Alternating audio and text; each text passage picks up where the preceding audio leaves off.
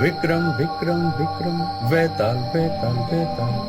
विक्रम, आज मैं तुम्हें एक कहानी सुनाता हूँ और उसमें तुम्हारी गाइडेंस चाहिए। ये कहानी है राहुल की, जो अपनी फाइनेंशियल नीड्स को ध्यान में रख के म्यूचुअल फंड में इन्वेस्ट करता था। उसने म्यूचुअल फंड्स में एक एसआईपी की थी अपने बच्चों के एजुकेशन के लिए, दूसरी की थी अपनी बेटी की शादी के लिए और तीसरी की थी अपनी रिटायरमेंट के लिए। डिसीजन तो उसका बहुत अच्छा था, long term investment for fulfilling long term financial needs. Investment की वैल्यू जब बढ़ने लगी तब और कई फाइनेंशियल नीड्स खड़े हो गए। अब उसको बड़ी गाड़ी भी चाहिए, फॉरेन वेकेशन पर भी जाना है और कई सारी जरूरतों को भी पूरा करना है। इसीलिए वो अपनी एसआईपी की वैल्यू में से विड्रॉल करने का सोच रहा था। सुना है तुम्हारे पास काफी नॉलेज है और सही डिसीजन लेने का एक्सपीरियंस भी है, तो बताओ ना, ये सिचुएशन में उसको क्या करना चाहिए? अरे, जब एसआईपी अपनी स्पेसिफिक फाइनेंशियल नीड्स पूरी करने की है, तब उसी के लिए ही तो फंड का यूज होना चाहिए।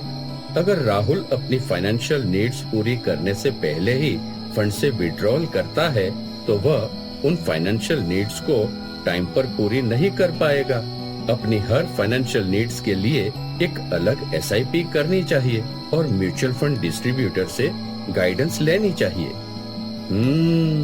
कोई एग्जाम्पल तो दो। समझो कि राहुल अपनी बेटी की शादी के लिए 50 लाख रुपए का फंड बिल्ड करना चाहता था।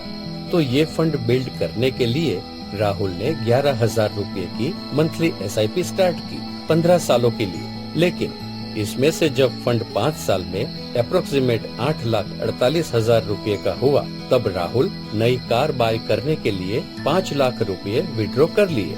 अब 10 सालों में वो सिर्फ अप्रोक्सीमेट 39,78,000 रुपए का फंड बिल्ड कर पाएगा। तो बेटी की शादी के लिए जो 50 लाख रुपए होना चाहिए था, वो अब बिल्ड ना हो पाएगा।